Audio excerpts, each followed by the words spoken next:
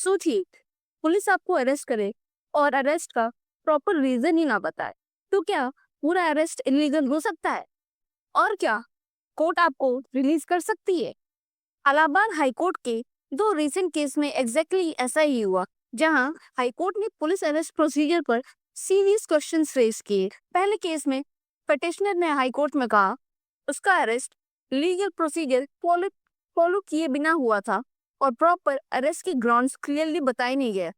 Allahabad high court ने matter देखा, examine किया और फिर शॉकिंग ऑर्डर पास किया। इलाहाबाद हाई कोर्ट ने डायरेक्टली अरेस्ट को इलीगल डिक्लेयर कर दिया, सीजीएम का रिमांड ऑर्डर भी सेट असाइड कर दिया और पिटिशनर को रिलीज करने का ऑर्डर दे दिया। लेकिन इम्पोर्टेंट पॉइंट ये है, ये एक्विटल या डिस्चार्ज नहीं था। कोर्ट ने सिर्फ इतना कहा कि इलीगल अरेस्ट के आधार पर कस्टडी कंटिन्यू नहीं हो सकता, केस लॉ के अकॉर्डिंग आगे कंटिन्यू होगा। लेकिन इलाहाबाद हाईकोर्ट का मैसेज यही नहीं रुका। दूसरा केस एक मर्डर केस था, जहां अरेस्ट प्रोसेस में हुई गलतियों ने कोर्ट का ध्यान खींचा।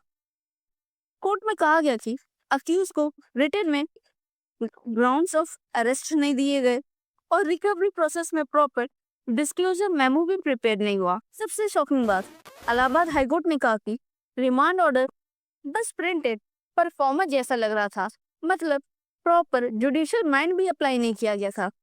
हाईकोर्ट ने यूपी पुलिस के कामकाज के तरीके पर कंसर्न रेज करते हुए कहा कि अरेस्ट के ग्राउंड्स ना बताना और डिस्क्लोजर मेमो ना बनाना यूपी पुलिस का रूटीन प्रैक्टिस बन गया है।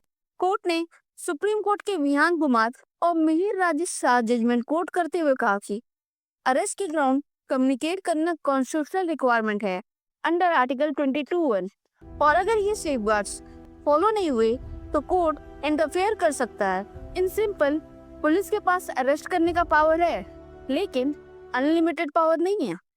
अक्यूज को अरेस्ट का रीजन बताया जाना चाहिए, लीगल प्रोसेस फॉलो होना चाहिए और मजिस्ट्रेट को वेरीफाई करना होता है कि लीगल प्रोसेस फॉलो हुआ है या नहीं।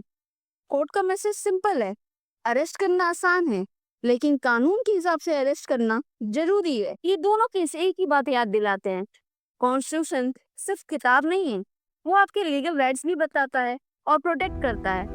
आज ये केस किसी और के थे, कल सिचुएशन किसी के साथ भी हो सकती है। इसीलिए लीगल राइट्स जानना जरूरी है, क्योंकि अवेयरनेस ही पहला लीगल प्रोटेक्शन है। ऐसे ही इंपॉर्टेंट लीगल अपडेट्स के लिए फॉलो करते रहिए today's law corner. Stay safe and stay legally aware.